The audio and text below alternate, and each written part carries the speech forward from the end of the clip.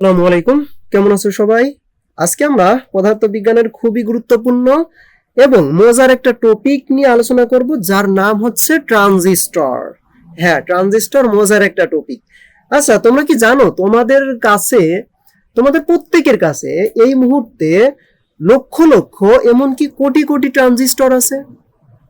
হ্যাঁ, ঠিকই শুনেছো। তোমাদের হাতের যে স্মার্টফোন কিংবা তোমার সামনের যে ল্যাপটপ, তারপরে তোমার হাতের যে ডিজিটাল যে ঘড়ি বা তোমার টেবিলের উপরে রাখা যেই হচ্ছে ক্যালকুলেটর, এই সব কিছুই মানে একদম সব কিছুর মূল চালিকা শক্তি হচ্ছে এই ছোট্ট ট্রানজিস্টর।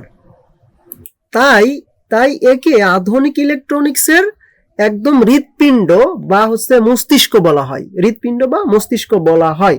চলো আজ আমরা এই যে জাদুকরি যে ডিভাইসটা, এই ডিভাইসটা রহস্য উন্মোচন করব।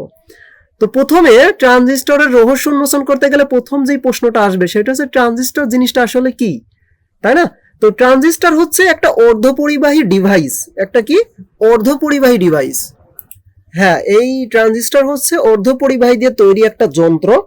তো প্রথমে আমরা ট্রানজিস্টরের প্রকারভেদ জানবো। তো ট্রানজিস্টর, প্রথমে তো এটা জেনে রাখো যে ট্রানজিস্টর হচ্ছে অর্ধপরিবাহী দিয়ে একটা তৈরি একটা যন্ত্র। তো ট্রানজিস্টরের হচ্ছে প্রকারভেদের মধ্যে আমি বলি ট্রানজিস্টর হচ্ছে দুই প্রকার। ট্রানজিস্টর কয় প্রকার? দুই প্রকার। একটা হচ্ছে বিজেটি, আরেকটা হচ্ছে এফইটি। এই দুই ধরনের হচ্ছে ট্রানজিস্টর, হচ্ছে এই দুই ধরনের হয়। তো এই দুই ধরনের কোনটা কি বা কোনটার হচ্ছে মানে কি বা কোনটা কি রকম, দেখো আমাদের সিলেবাসে আমরা বিজেটি শুধু এইটা পড়বো। হ্যাঁ, এফইটি হচ্ছে আমরা উপর ক্লাসে গিয়ে পড়বো।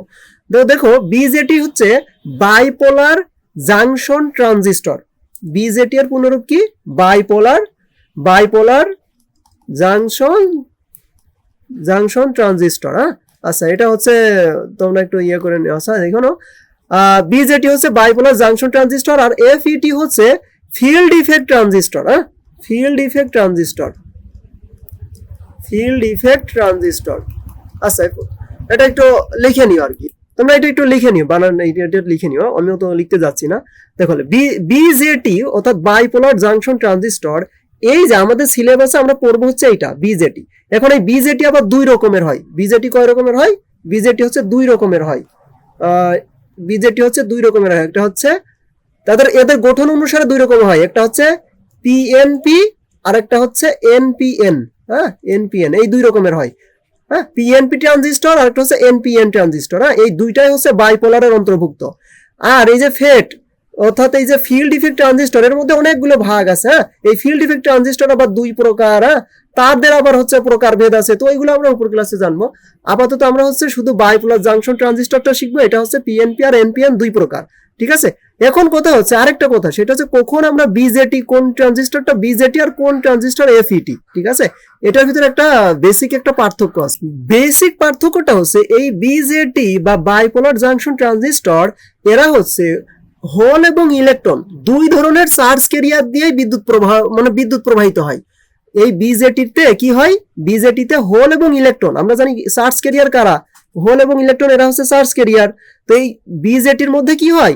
হোল এবং ইলেকট্রন এই দুই ধরনের চার্জ ক্যারিয়ার দিয়ে বিদ্যুৎ প্রবাহিত হয়। আর এই যে এফএটির মধ্যে শুধু হোল অথবা শুধু ইলেকট্রন, যে কোনো একটা চার্জ ক্যারিয়ার দিয়ে হচ্ছে বিদ্যুৎ প্রবাহিত হয়। এটা হচ্ছে বেসিক পার্থক্য। ঠিক আছে, আরেকটা কথা, সেটা হচ্ছে এই যে বিজেটি বা বাইপোলার জাংশন হচ্ছে যে ট্রানজিস্টর, এইটা কারেন্ট নিয়ন্ত্রিত। এটা নিয়ন্ত্রণ করা হয় কারেন্ট দিয়ে। আর এই যে এফইটি, এটা নিয়ন্ত্রণ করা হয়েছে কি দিয়ে? এটা নিয়ন্ত্রণ করা হয়েছে ভোল্টেজ দিয়ে। ঠিক আছে, তাহলে এই ছোট্ট পার্থক্য মনে রাখবে, সেটা হচ্ছে বিজেটিটা হচ্ছে কারেন্ট নিয়ন্ত্রিত আর এফইটা হচ্ছে ভোল্টেজ নিয়ন্ত্রিত। আর এই বিজেটিতে হচ্ছে হোল এবং ইলেকট্রন দুই ধরনের চার্জ ক্যারিয়ার দিয়েই হচ্ছে কারেন্টটা ফ্লো হয়, সেই কারণে একে বাইপোলার বলে। ঠিক আছে, আর এই যে এফইটি, এটাতে শুধু ইলেকট্রন অথবা শুধু হোল, যে কোনো একটা দিয়ে হচ্ছে বিদ্যুৎ প্রবাহিত হয়। এই জন্য এর আরেকটা নাম হচ্ছে ইউনিপোলার। এর আরেকটা নাম কি? এর আরেকটা নাম হচ্ছে ইউনিপোলার। ঠিক আছে, ইউনিপোলার, যে কোনো একটা চার্জ ক্যারিয়ার দিয়ে বিদ্যুৎ প্রবাহিত হয়, সেই কারণে এটার নাম হচ্ছে ইউনিপোলার। তো এটা আমরা উপর ক্লাসে যে শিখবো, আমরা আপাতত শিখবো হচ্ছে বিজেটি অর্থাৎ বাইপোলার জাংশন ফিল্ড। এটা আবার দুই প্রকার, গঠন অনুসারে এটা দুই প্রকার। হ্যাঁ, একটা হচ্ছে পিএনপি আর একটা হচ্ছে এনপিএন। তো এদের এই যে পিএনপি এনপিএন ট্রানজিস্টর, এর গঠন সম্পর্কে আমরা এখন জানবো। চলো আচ্ছা, প্রথমেই বলেছিলাম যে হচ্ছে ট্রানজিস্টর মূলত অর্ধপরিবাহীর হচ্ছে অর্ধপরিবাহী দিয়ে তৈরি। তো একটা অর্ধপরিবাহীর এরকম একটা খণ্ড নেওয়া হয়, মনে করো এরকম একটা হচ্ছে অর্ধপরিবাহীর খণ্ড। হ্যাঁ, আমরা একটা অর্ধপরিবাহীর খণ্ড নিলাম। তো ডায়োডের ক্ষেত্রে আমরা কি করেছিলাম মনে আছে?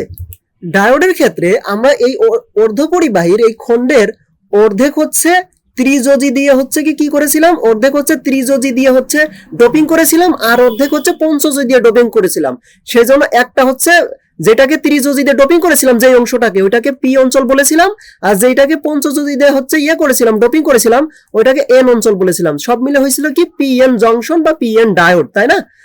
এখন আমরা কি করব, আমরা একটা অর্ধপরিবাহীর খণ্ডকে 3 ধরনের ডোপিং করব। ডায়োডে আমরা 2 ধরনের ডোপিং করেছিলাম, আর এই যে এইখানে আমরা 3 ধরনের ডোপিং করব। ঠিক আছে, 3টা অঞ্চলে ডোপিং করব। তো এই ডোপিং এর মধ্যে একটা অঞ্চলে একটু বেশি ডোপিং করব। হ্যাঁ, এই অঞ্চলে হচ্ছে মনে করো একটা অঞ্চলে হচ্ছে পঞ্চযোজি ডোপিং করব। ঠিক আছে, পঞ্চযোজি ডোপিং করবে এবং এইখানে একটু বেশি এলাকা মানে একটু বেশি ডোপিং করব। ঠিক আছে, আর মাঝের যে অঞ্চল এটা একটু কম ডোপিং করবে। হ্যাঁ, একদম কম। আর এই যে আরেক পাশে যেটা, এইটাই হচ্ছে একটু এই মাঝে যতটুকু করেছি তার থেকে একটু বেশি করব, তবে এই যে যেই পাশে সব থেকে বেশি করেছি তার থেকে একটু কম করব। ঠিক আছে, এই পাশেও পঞ্চযোজি, মাঝখানে কত, মাঝখানে হচ্ছে ত্রিযোজি। ঠিক আছে, তাহলে এই পাশে পঞ্চযোজি, তবে সব থেকে বেশি ডোপিং করেছি। এই পাশে মাঝখানে হচ্ছে ত্রিযোজি ডোপিং করেছি, তবে একটু কম। আর এই কর্নারে পঞ্চযোজি ডোপিং করেছি, তবে তার থেকে একটু কি মানে এই যে বেসে মানে মাঝখানে যে আছে তার থেকে একটু বেশি ডোপিং করেছি, তাই তো? তাহলে সব থেকে বেশি ডোপিং করেছি কোন অঞ্চলে? এই যে এই অঞ্চলে, তাই না? তো যেই অঞ্চলে আমি সব থেকে বেশি ডোপিং করেছি ওই অঞ্চলটাকে বলা হয় হচ্ছে ইমিটার। কি বলা হয়? ইমিটার অঞ্চল। ঠিক আছে, আর যেই অঞ্চলে সব থেকে কম ডোপিং করেছি ওই অঞ্চলটাকে বলা হয় বেস। ওই অঞ্চলটাকে বলা হয় কি? বেস। আর যেইটাই হচ্ছে একটু মাঝারি রকমের ডোপিং করেছি ওইটাকে বলা হয় হচ্ছে কালেক্টর। ওইটাকে কি বলা হবে? কালেক্টর অঞ্চল বলা হবে। তাহলে দেখো, যেটাই সব থেকে বেশি ডোপিং করা ওইটাকে আমরা বলতেছি কি? ইমিটার অঞ্চল, তাই তো? আর যেটা হচ্ছে সব থেকে হচ্ছে কম ডোপিং করা ওইটাকে বেস অঞ্চল বলতেছি, আর যেটাই মাঝারি রকমের ডোপিং করা ওইটাকে আমরা কালেক্টর বলবো। এখন দেখো তো, এই যে এই অঞ্চলে আমি কি ডোপিং করেছিলাম? পঞ্চযোজি ডোপিং করেছিলাম, তাই না? তাহলে আমি যেখানে পঞ্চযোজি ডোপিং করব সেটাকে কি অঞ্চল বলা হয়? এন অঞ্চল। আর এইখানে আমি ত্রিযোজি করেছিলাম, যেটাকে ত্রিযোজি করা হয় ওইটাকে কি বলা হয়? পি অঞ্চল। আবার এইখানেও দেখো পঞ্চযোজি ডোপিং করেছিলাম, তাহলে এটাকে কি বলা হবে? এন অঞ্চল। তাহলে দেখো তো এইখানে এটার নাম কি হয়ে গেল? এন পি এন অঞ্চল। এই জন্য এটাকে বলা হয় এন পি এন। এইবার ডায়োডে আমাদের কয়টা টার্মিনাল ছিল? ডায়োডে আমাদের 2টা টার্মিনাল ছিল, তাই না? আর ট্রানজিস্টর ক্ষেত্রে আমাদের টার্মিনাল থাকবে 3টা। একটা হচ্ছে ইমিটারের থেকে একটা টার্মিনাল বের হবে, আরেকটা হচ্ছে কালেক্টর অঞ্চল থেকে একটা টার্মিনাল বের হবে, আরেকটা হচ্ছে এই যে বেস অঞ্চল থেকে একটা টার্মিনাল বের হবে। এইটা হচ্ছে একটা হচ্ছে কি এনপিএন ট্রানজিস্টরের হচ্ছে কি গঠন।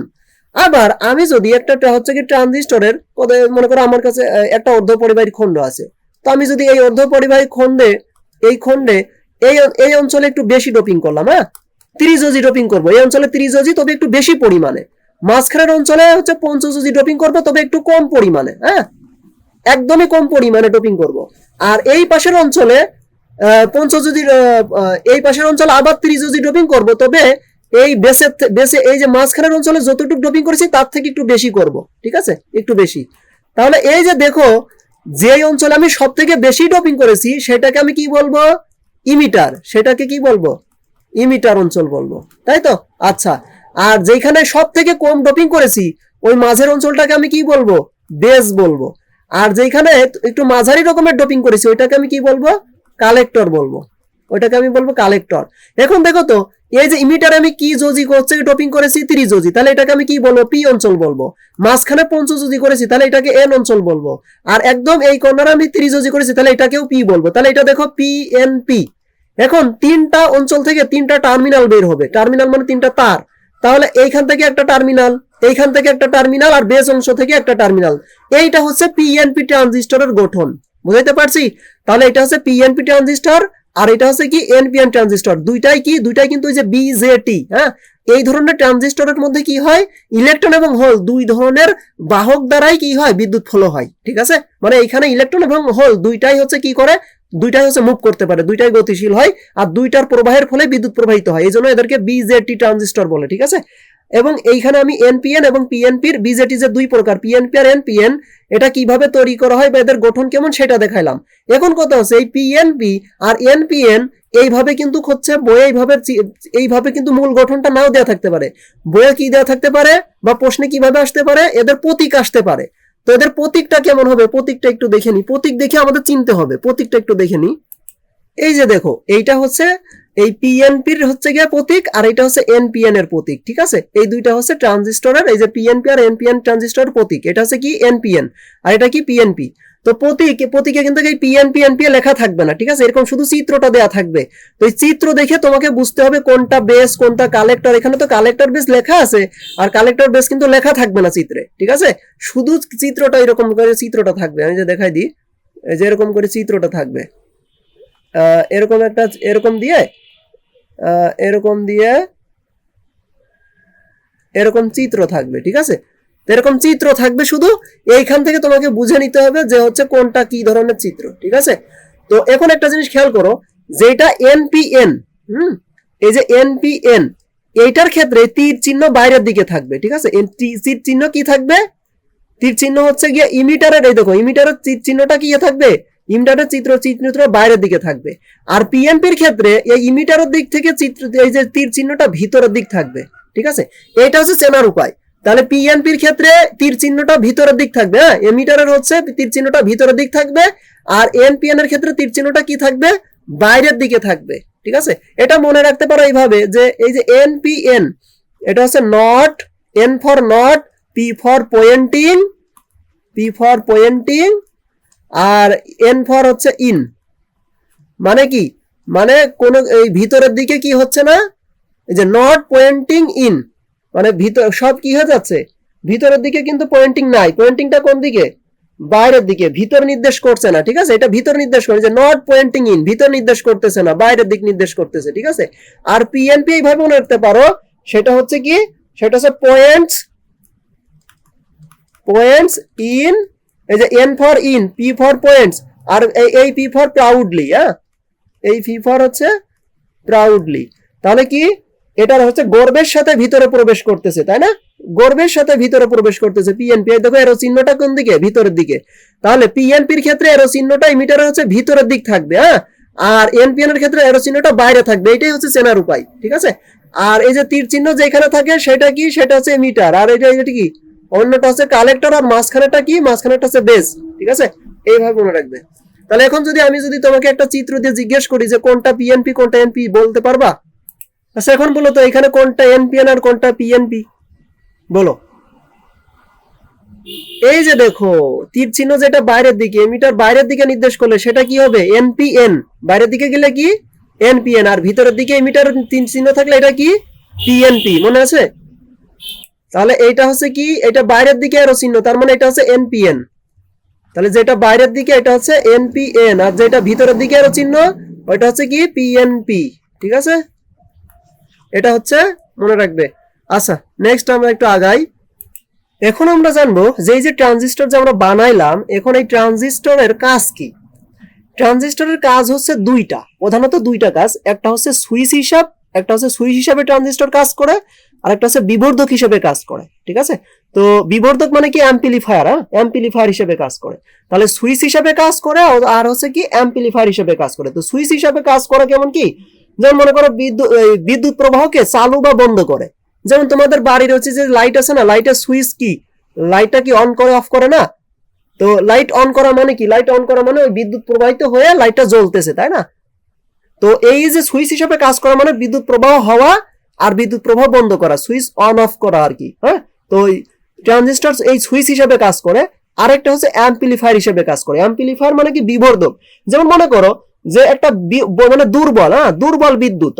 দুর্বল বিদ্যুৎকে শক্তিশালী করা, মানে মনে করো একটা বিদ্যুতের সংকেত খুবই সিগন্যাল বা সংকেত মনে করো খুবই হচ্ছে দুর্বল, তো এইটাকে কিভাবে শক্তিশালী করে, এই শক্তিশালী করে হচ্ছে ট্রানজিস্টর।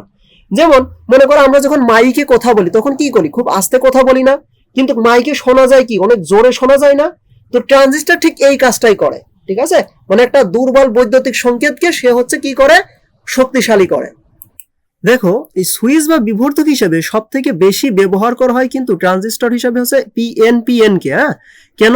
কারণ এনপিএন এ চার্জ ক্যারিয়ার হিসেবে সব থেকে বেশি কে থাকে? সব থেকে বেশি থাকে হচ্ছে ইলেকট্রন। কেন? কারণ এখানে আমি পঞ্চযোজী কি করছি, এখানে আমি পঞ্চযোজী ডোপিংটা কিন্তু বেশি করেছি। দেখো এখানে কিন্তু এই ডোপিংটা কত? পঞ্চযোজী। এই ডোপিংটাও কত? পঞ্চযোজী। ঠিক আছে, আর অল্প একটু হচ্ছে কি হচ্ছে ত্রিযোজী হচ্ছে করছি, ডোপিং করছি। তাহলে এইখানে হচ্ছে চার্জ ক্যারিয়ার হিসেবে কার সংখ্যা বেশি? ইলেকট্রনের সংখ্যা বেশি। আর এখানে চার্জ ক্যারিয়ার হিসেবে কি বেশি? এই যে পিএনপির ক্ষেত্রে হোল বেশি। ঠিক আছে, পিএনপির ক্ষেত্রে কি বেশি? হোল বেশি। আচ্ছা বলো তো এই হোল আর ইলেকট্রনের মধ্যে কে বেশি, কার মোবিলিটি বেশি, মানে কে বেশি গতিশীল? অবশ্যই ইলেকট্রনের গতিশীলতা বেশি। ঠিক আছে, হোল এবং ইলেকট্রনের মধ্যে ইলেকট্রনের গতিশীলতা কি বেশি। এই কারণে এইটা এই ইসের ক্ষেত্রে, যেই ক্ষেত্রে ইলেকট্রন হচ্ছে চার্জ ক্যারিয়ার হিসেবে থাকে, সেই ক্ষেত্রে বিদ্যুৎ প্রবাহটা তাড়াতাড়ি হয়। ঠিক আছে, বিদ্যুৎ প্রবাহটা হচ্ছে খুব স্মুথলি হয় বা তাড়াতাড়ি হয়। এই জন্য এনপিএনটা হচ্ছে সব থেকে বেশি ব্যবহার করা হয়, কারণ এখানে চার্জ ক্যারিয়ার হিসেবে ইলেকট্রন থাকে। ঠিক আছে, এইবার দেখো তো আমরা যে এনপিএন এ যে ডোপিং করছিলাম, সব থেকে বেশি ডোপিং করছিলাম কোন অঞ্চলে? ইমিটার অঞ্চলে। কোন ডোপিং করছিলাম?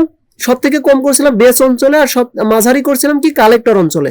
তাহলে ডোপিং এর ক্রম অনুসারে যদি আমি সাজাই, তাহলে ইমিটার সবচেয়ে বেশি, কালেক্টর একটু কম, বেস সবচেয়ে কম, তাই না? আরেকটা কথা তোমাদের একটু জানাই রাখি, আমরা এই যে এনপিএন বা পিএনপি, এটা কোন ধরনের ট্রানজিস্টর? বিজেটি। মানে এখানে চার্জ ক্যারিয়ার হিসাবে হোল এবং ইলেকট্রন দুইটাই থাকে। ঠিক আছে, যেমন এইখানে চার্জ ক্যারিয়ার হিসাবে কি আছে? দেখো ইলেকট্রনের সংখ্যা বেশি, তবে হোলও আছে কিন্তু, তবে হোলের পরিমাণটা একটু কম। আর ওই যে ইউনিপোলারের ভিতর কি ছিল? ইউনিপোলার মানে কি? ফেট। এটার মধ্যে শুধু কি ছিল? শুধু হয় ইলেকট্রন থাকবে, নয় শুধু হোল থাকবে, যে কোনো একটা থাকবে, তাই তো? তো এখন একটা কথা দেখো, যে বিজেটি এই ধরনের ট্রানজিস্টরে কয়টা অঞ্চল থাকে? তিনটা। একটা ইমিটার, একটা কালেক্টর, আর একটা বেস। আর এই যে ফেট, এরও তিনটা অঞ্চল থাকে। একটা হচ্ছে সোর্স, একটা হচ্ছে ড্রেন। হ্যাঁ, একটা হচ্ছে ড্রেন, আর একটা হচ্ছে গেট। এই তিনটা অঞ্চল থাকে। ঠিক আছে, তাহলে ফেট এই ধরনের বা ইউনিপোলার ধরনের হচ্ছে গিয়ে তিনটা অঞ্চল, সেই তিনটা হচ্ছে এইটা। আর বিজেটি এদের তিনটা অঞ্চল হচ্ছে এই তিনটা। ঠিক আছে, এটা একটু জানাই রাখলাম, কারণ এইটা তোমাদের হচ্ছে অনেক সময় দেখা যাচ্ছে যে প্রশ্ন আসতে পারে, এই জন্য জাস্ট এইটুকু হচ্ছে জানাই রাখলাম। ওকে, তাহলে আমরা এখন আমাদের কাজে ফিরি, যে সুইচ বা বিবর্ধক হিসাবে এই এনপিএন কিভাবে কাজ করে সেটা একটু দেখবো। এখন দেখো এই যে ট্রানজিস্টর, একে সুইচ বা বিবর্ধক হিসেবে কাজ করতে হলে অবশ্যই কি করতে হবে? একটা সার্কিট বানাতে হবে, বা ব্যাটারির সাথে এদেরকে কি করতে হবে? সংযুক্ত করতে হবে। তো প্রথমে সুইচটা কিভাবে কাজ করে এটা একটু বলি। দেখো এই যে সুইচ হিসেবে ট্রানজিস্টর কিভাবে কাজ করে, এই যে আমাদের ওই যে বেস টার্মিনাল আছে না? বেস টার্মিনাল কোনটা? এইটা। ঠিক আছে, আচ্ছা আমি একটু এখানে একটু ফিগারটা একটু আঁকাই।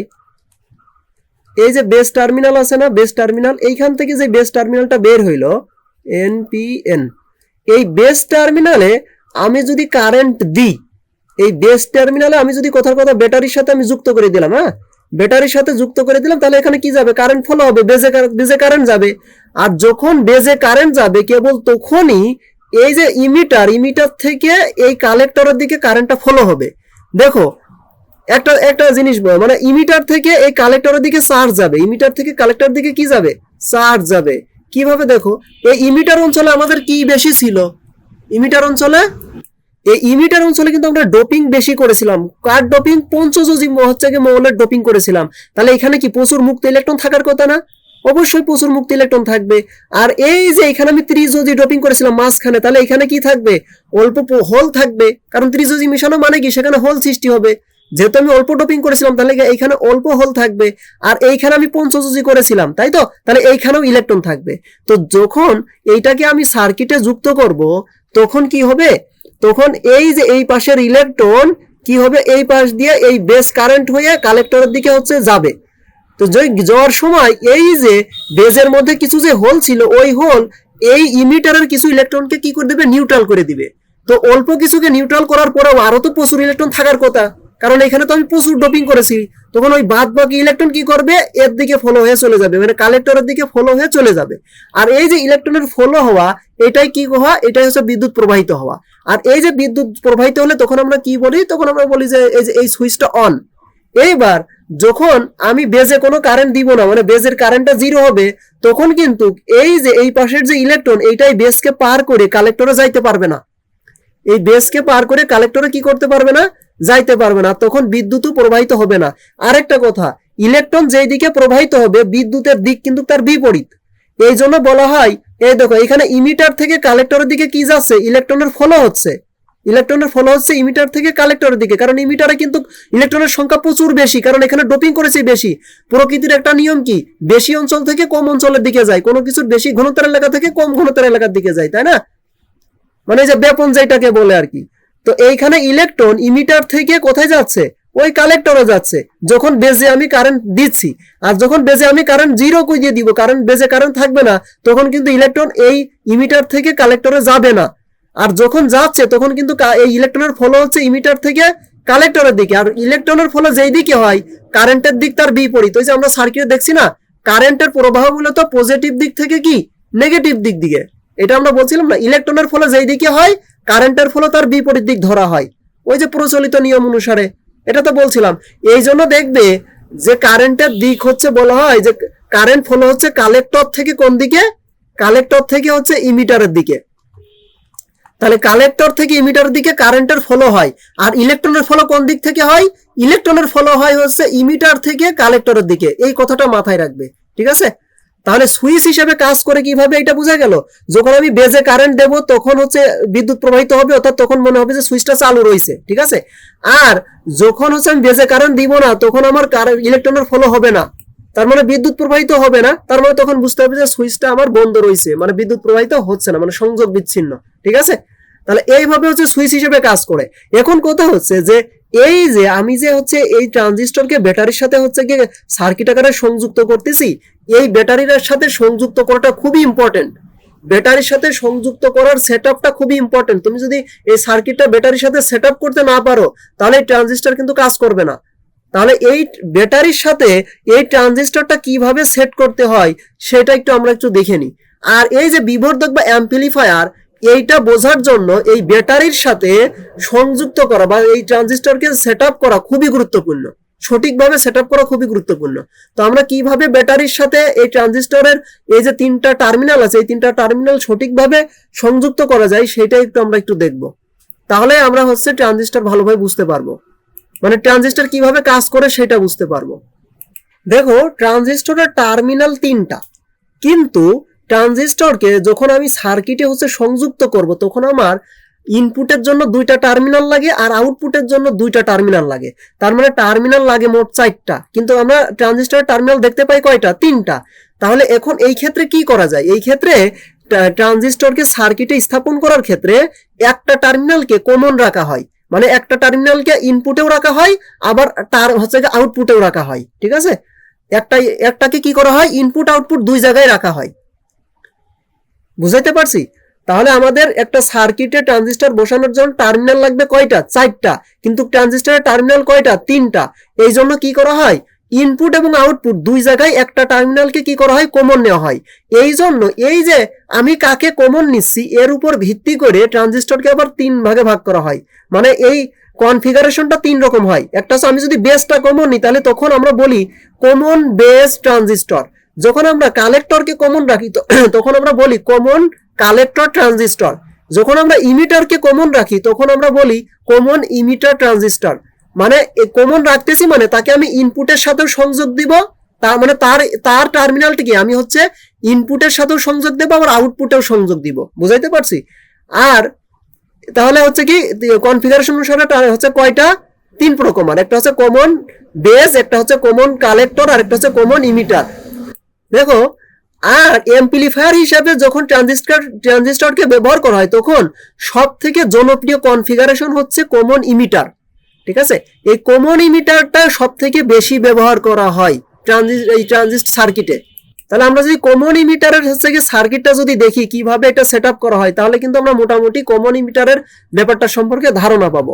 এইখানে আরেকটা কথা সংযুক্ত করি, সেটা হচ্ছে ব্যাটারির সাথে তুমি যখন এই ট্রানজিস্টরকে হচ্ছে গিয়ে সেটআপ করবে বা হচ্ছে সংযুক্ত করবে, তখন অবশ্যই এমন ভাবে সেটআপ করতে হবে যেন এই যে বেস এবং ইমিটার এই দুইটা হচ্ছে এই দুইটা অঞ্চল যেন, মানে এই যে জংশন মানে কি মিলনস্থল, মানে এই ইমিটার এবং বেজের যে জংশন, এই দুইটা যেন ইমিটার এবং বেস যেন ফরওয়ার্ড বায়াসে থাকে। কিসে থাকবে, ফরওয়ার্ড বায়াসে থাকবে।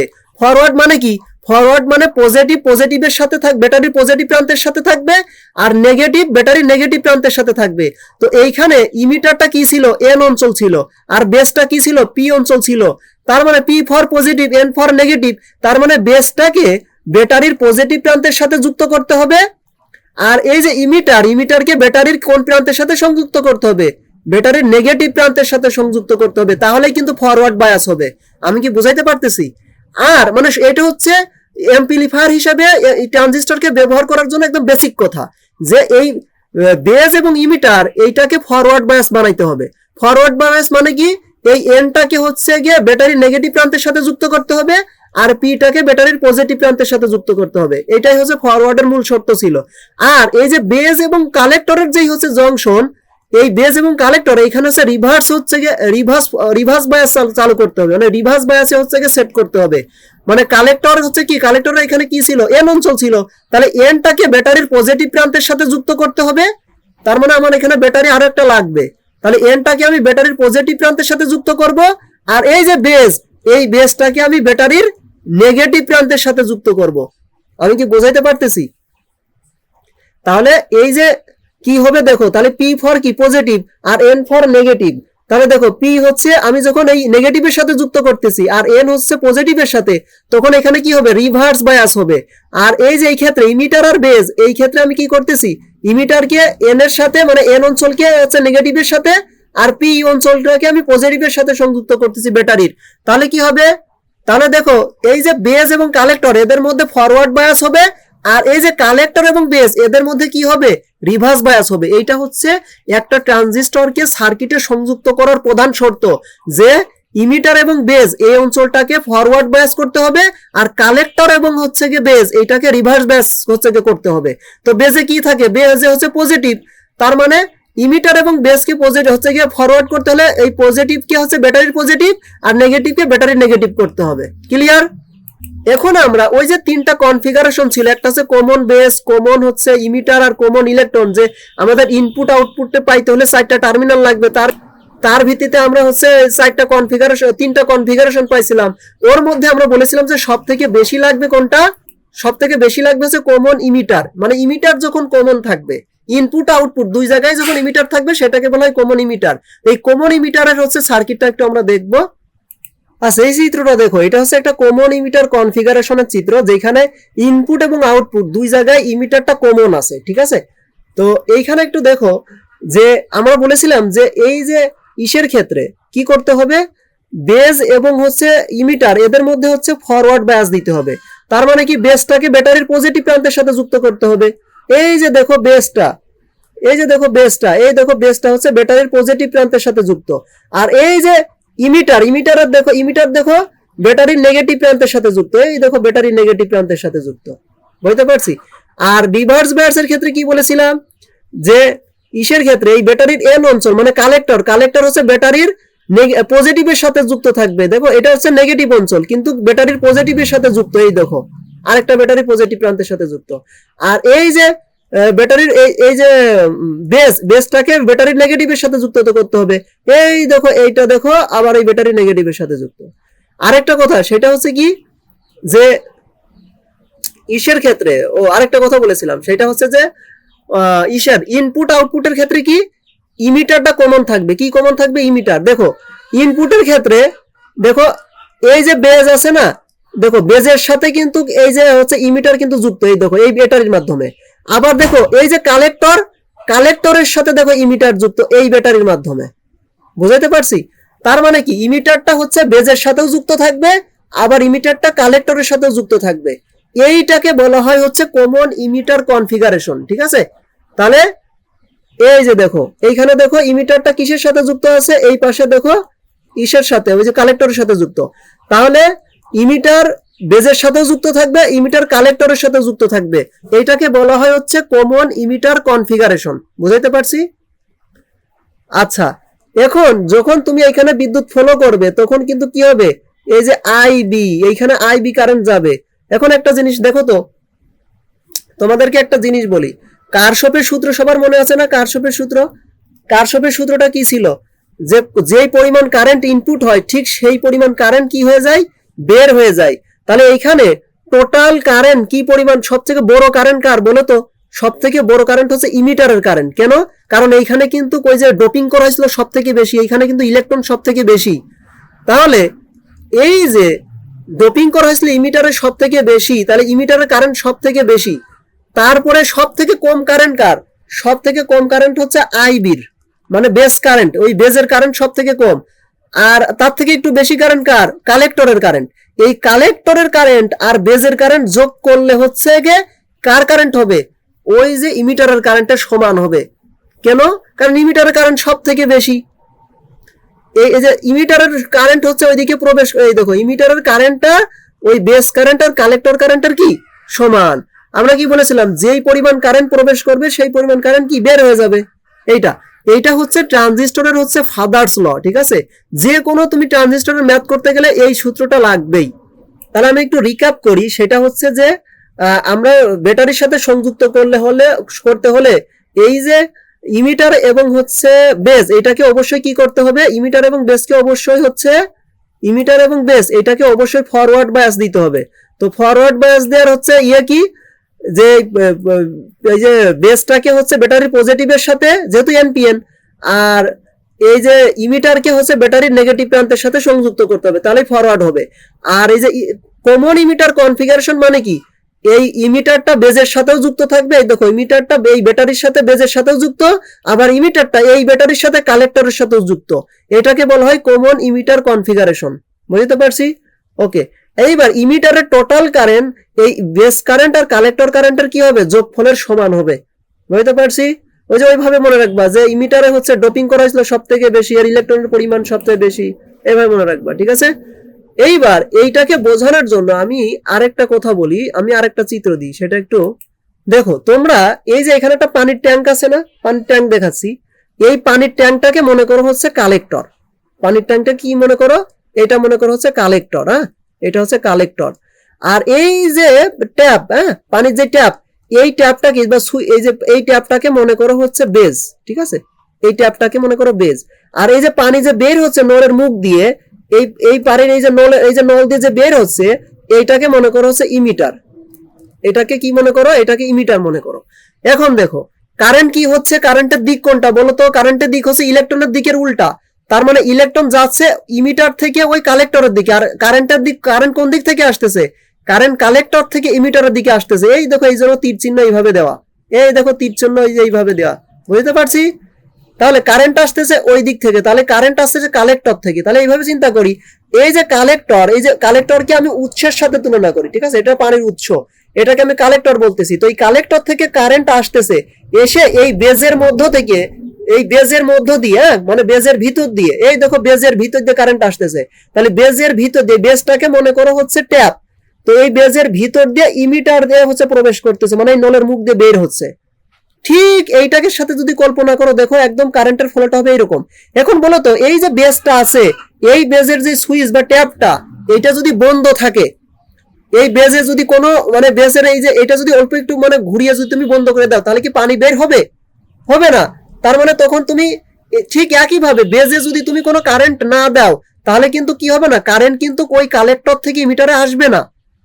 ঠিক একইভাবে তুমি যদি এই ট্যাপটা যদি খোলা রাখো, তাহলে কি হবে, পানি কিন্তু বের হবে।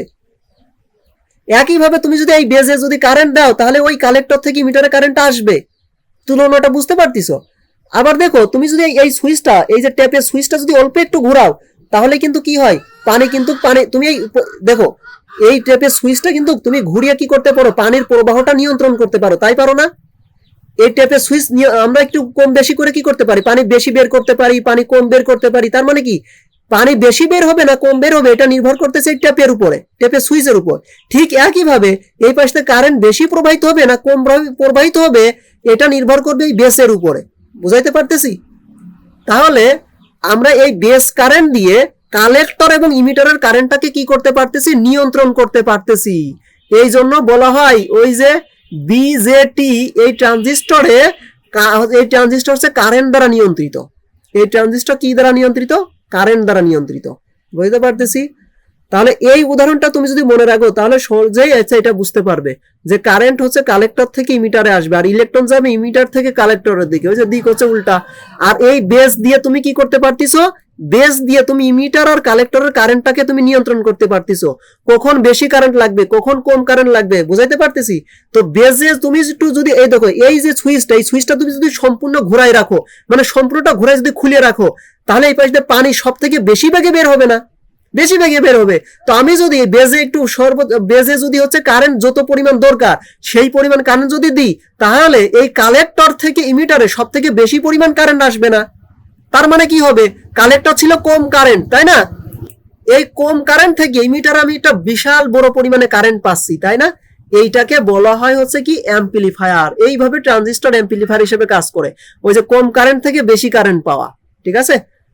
তাহলে এইভাবে হচ্ছে মূলত অ্যাম্পলিফায়ারটা কাজ করে। আর এখানে মূল সূত্র হচ্ছে যে এই যে ইমিটারের কারেন্ট যোগ হচ্ছে গিয়ে এই বেস কারেন্ট আর কালেক্টর কারেন্টের যোগফলের কি সমান, যোগফলের সমান।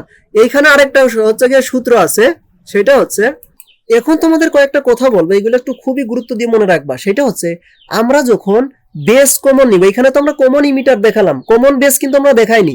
তো যখন বেস কমন থাকবে, যখন বেস কমন থাকবে তখন আমরা কিন্তু এখানে কি পাচ্ছি, আমরা জানি যে এখানে কিন্তু আমরা এই যে দেখো কালেক্টর থেকে ইমিটারে কিন্তু কারেন্ট বেশি হয়। তো এই যে যেই পরিমাণ আমরা কারেন্ট গেইন করতেছি বা কারেন্ট লাভ করতেছি, এইটাকে যখন বেস কমন নিব তখন কিন্তু কিছু পরিমাণ কারেন্ট আমরা হচ্ছে বেশি পাবো বা কারেন্ট লাভ করব। ওই বেস কমন নিলে যেই পরিমাণ কারেন্ট আমরা লাভ করব সেটাকে আলফা বলা হয়, সেটাকে আলফা দিয়ে প্রকাশ করা হয়। দেখো ট্রানজিস্টর মানে কি, প্রবাহ হচ্ছে কি পাবো, মানে একটা শক্তিশালী কারেন্ট পাবো, তাই না? দুর্বল কারেন্ট থেকে শক্তিশালী কারেন্ট পাবো, মানে একটু বেশি পরিমাণ কারেন্ট পাবো। তো যদি আমি বেস কমন নিই তাহলে যেই পরিমাণ বেশি পাবো সেইটাকে আলফা দিয়ে প্রকাশ করা হয় বা প্রবাহ লাভ বলা হয়।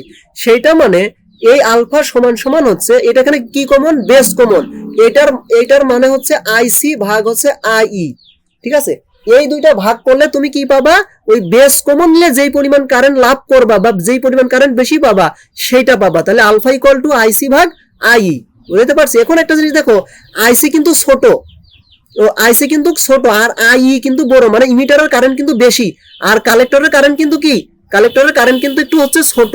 তো কতটুক ছোট, ইমিটারের থেকে অল্প একটু ছোট। তাহলে এর যে ভাগফলটা, এর ভাগফলটা কিন্তু একের থেকে ছোট হবে, একের থেকে কি হবে, এর ভাগফলটা একের থেকে ছোট হবে। ওই যে দশমিক হচ্ছে সাধারণত 0.95 থেকে 0.99 এর মধ্যে হয়, ঠিক আছে?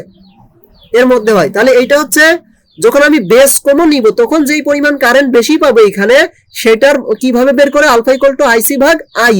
আবার আমি যখন ইমিটার কমন নেব, কি কমন নিব, ইমিটার কমন নিব, ইমিটার যখন কমন থাকবে, ইমিটার কমন নিলে যেই পরিমাণ কারেন্ট আমরা বেশি পাবো বা সেটাকে বিটা দিয়ে প্রকাশ করা হয়, সেটাকে কি দিয়ে প্রকাশ করা হয়, বিটা দিয়ে। এটার পরিমাণ হচ্ছে, এখানে কি কমন, এখানে আছে ইমিটার কমন, তাহলে এটার পরিমাণ হচ্ছে আইসি ভাগ হচ্ছে আই বি, এটার পরিমাণ কি আইসি ভাগ আই বি। এখন দেখো তো আইসি কি, আইসি কিন্তু বড় আর আইবি কিন্তু ছোট, মানে বেস কারেন্টটা ছোট। তাহলে বড়কে যদি আমি ছোট দিয়ে ভাগ করি তাহলে এটা কিন্তু একের থেকে বড় হবে, হ্যাঁ?